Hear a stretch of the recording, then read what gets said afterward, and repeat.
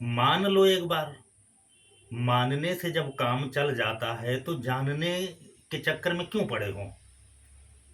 ब्रह्मैव न जानाति इति अज्ञेया, यशसा जननम नोपलभ्यते तस्मादुच्यते अजा एकैव सर्वत्र वर्तते तस्मादुच्यते एका, एकैव विश्वरूपिणी तस्मादुच्यते नैका। उसको कौन जान पाया है? नेति नेति कही वेद गुरावी।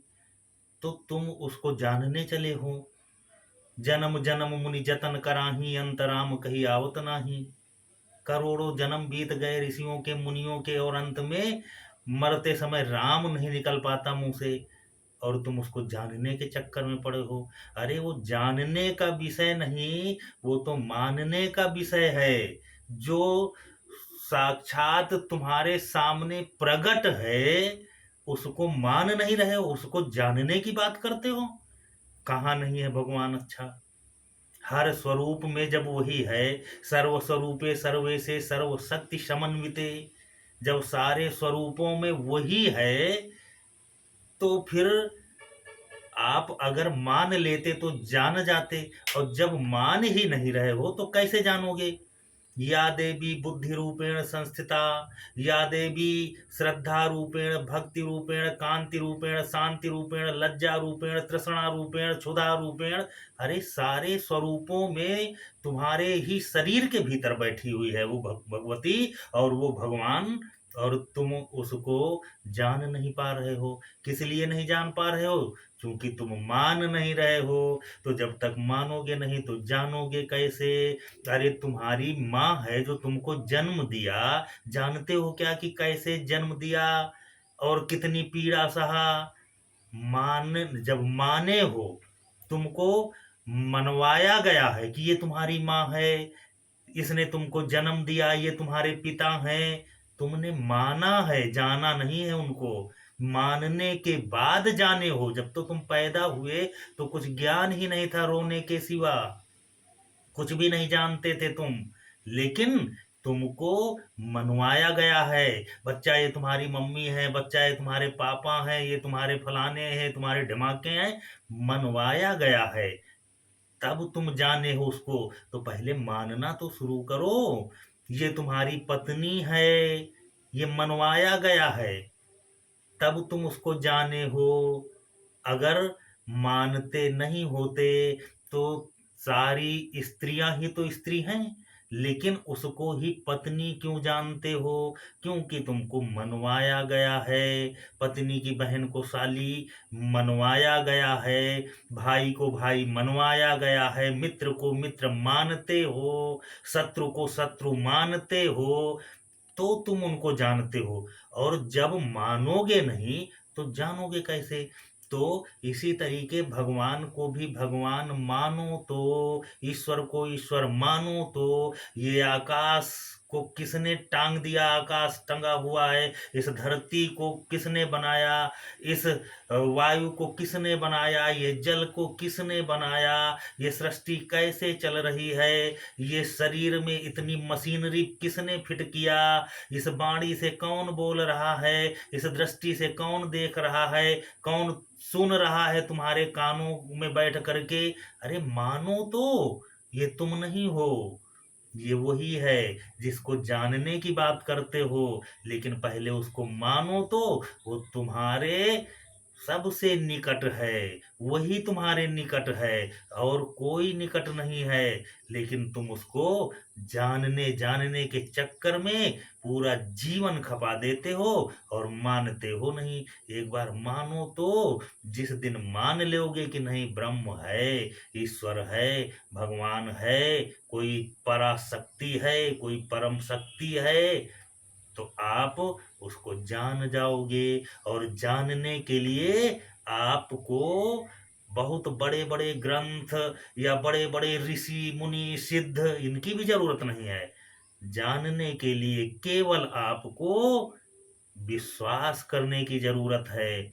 उस पर विश्वास तो करो, कभी अकेले बैठ करके चिंतन तो करो कि ये ब्रह्मांड कैसे चल रहा है, ये व्यवस्था कैसे चल रही है, ये कैसे ये संसार चल रहा है, कौन उस सूर्य को तपा रहा है, कौन चंद्रमा को शीतल किए हुए है, कौन तारों में टिमटिमा रहा है।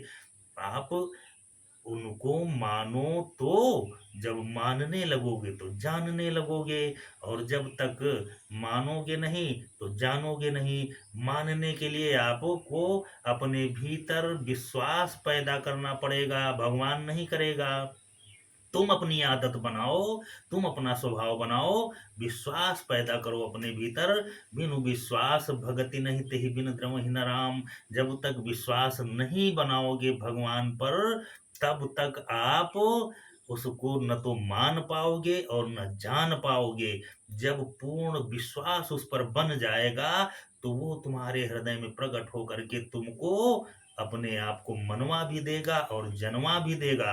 और जब आप जानने लगोगे, तो सो जानहि जेहि देह जनाई, और जानत तुम ही होई जाई। वो फिर उसका हो ही जाता है, फिर उसको ये तर्क वितर्क करने की जरूरत भी नहीं पड़ती है। वो अपने आप में ही आभास कर लेता है, महसूस कर लेता है ईश्वर को, ईश्वर की शक्तियों को। ये संपूर्ण संसार सिय राम मैं सब जग जानी। तब ये भाव उत्पन्न होता है कि ये तो सब भगवान का ही है, भगवान से ही चल रहा है।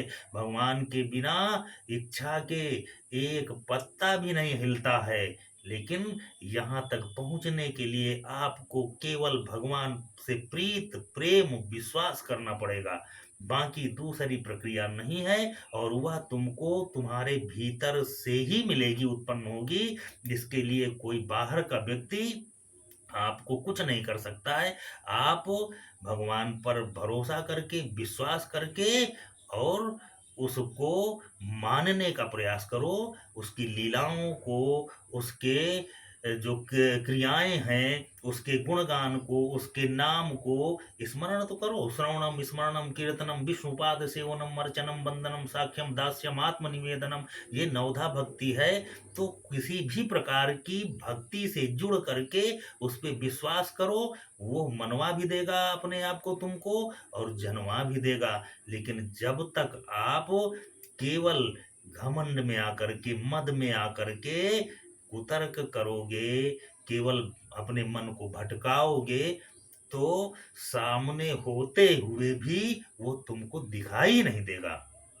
रावण के सामने भगवान है, लेकिन रावण मद में इतना चूर है कि भगवान नहीं दिखाई देते उसको। और सुतीक्ष्ण ऋषि हैं, जिन्होंने केवल सुना कि भगवान आ रहे हैं, वो भगने लगे चारों तरफ, कहीं इधर कहीं उधर, कहीं आगे कहीं पीछे। उनको ज्ञान ही नहीं कि भगवान आ किधर से रहे हैं। आ तो रहे हैं, जानते हैं, सुन लिया, लेकिन किधर से आ रहे हैं ज्ञान ही नहीं है। बैठ गए शांत होकर के, उस परम ब्रह्म परमेश्वर के चिंतन में मस्त होकर के एक जगह बैठ गए। मान लिया कि आ रहे हैं, जाना नहीं, मान लिया कि भगवान आ रहे हैं। अरे हम भगवान के पास नहीं पहुंच सकते, हमको नहीं पता है कि किधर से आ रहे हैं, कैसे हैं। तो आ तो रहे हैं, इतना तो मान लिया, लेकिन हम नहीं पहुंच सकते, तो भगवान तो पहुंच सकते हैं हमारे पास। बस ये विश्वास करके वो एक जगह बैठ गए ध्यान में, और भगवान उनके सामने आ गए। अतिशय प्रीति देखि रघुबीरा, प्रगटे हृदय हरन भव भीरा। हृदय में प्रकट हो गए सुतीक्ष्ण ऋषि के। आप भी मान लो, मान करके बैठ जाओ शांत होकर के, वो आपके हृदय में प्रकट हो जाएगा। लेकिन जब तक आप मानोगे नहीं, तो आप जानोगे भी नहीं। इसलिए भगवान को आप मान लो, विश्वास कर लो, सब परम शांति का अनुभव हो जाएगा। इस संसार में आनंद मिलने लगेगा। अरे आप नहीं मानते हो तो भी जी रहे हो, और मान लोगे तभी जियोगे। लेकिन मान लेने के बाद जो आनंद है, वो आनंद न मानने वालों को नहीं पता है। तो वही आनंद को पाने के लिए तो लोग भगवान को मानते हैं, भगवान को प्रेम करते हैं, विश्वास करते हैं, उसी आनंद को जिस आनंद से न मानने वाले वंचित हैं। इसलिए भगवान को